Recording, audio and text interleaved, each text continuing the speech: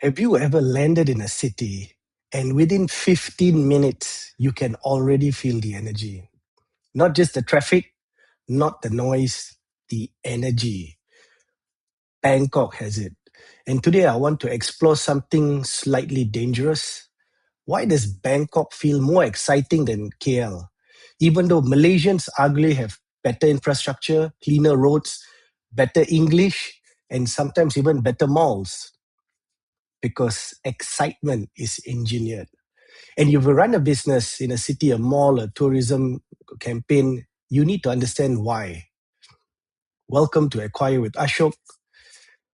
I'm here to understand why some people are so obsessed about understanding how people spend money, follow trends, queue up for things, and sometimes just willingly sit in traffic for 2 hours just to drink coffee. So today we're not doing a tourist vlog, we're decoding Bangkok as a business model. Now, Bangkok understands human psychology. I mean, look around. Bangkok doesn't try to look perfect, it tries to feel alive. And that's a huge difference. KL sometimes feel like a city designed by engineers. Bangkok feels like a city designed by marketeers. Everything here is layered, street food beside luxury malls, designer handbags beside a guy selling squid on a stick, and somehow it all just works. So if you look at what Bangkok is doing right, there's a lot for us to learn. People don't just buy products, they buy the atmosphere. So how does Thailand monetize experiences better than other countries? So in many countries, businesses sell products. In Bangkok, businesses sell moments. That's why cafes are always full. Half the customers are not even hungry. They're just producing evidence.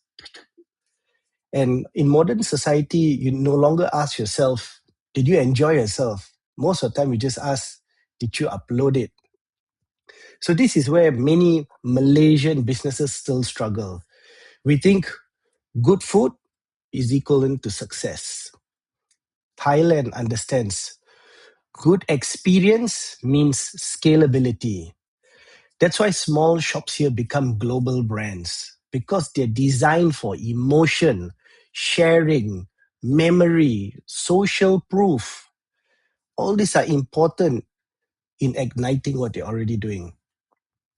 So even in this market, this is not just a market, it's content infrastructure. That's how you have to view it. So why do crowded places make us spend more? Here's something fascinating. When human sees crowd, we assume the value. That's why empty restaurants scare us, even if the food is good. And busy restaurants attract more people. Humans are basically sheep with smartphones. So if you ever want to destroy a business in Asia, just make it look empty. People will walk past the place and keep walking. So this is why the Bangkok planners understand density. Everything is close together. Walking creates that discovery. Discovery creates spending. Spending creates energy. And energy creates tourism. Tourism, of course, creates money. So, what can we learn? What can Malaysians learn? I'm Malaysian, and honestly, Malaysia has enormous advantages. We're more comfortable, we're more organized, in many ways, easier to live in. But Bangkok teaches us something important. You cannot build excitement through safety alone. You need to create creativity, movement, spontaneous action, culture, performance. Great cities are not just functional, they are emotionally addictive. You can't get enough of them. Just keep going back.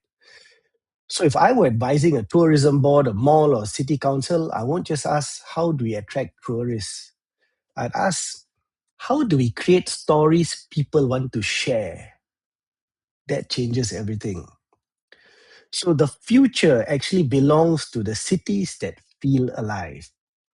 The future economy is not just about products anymore, it's about the attention. And Bangkok understands attention.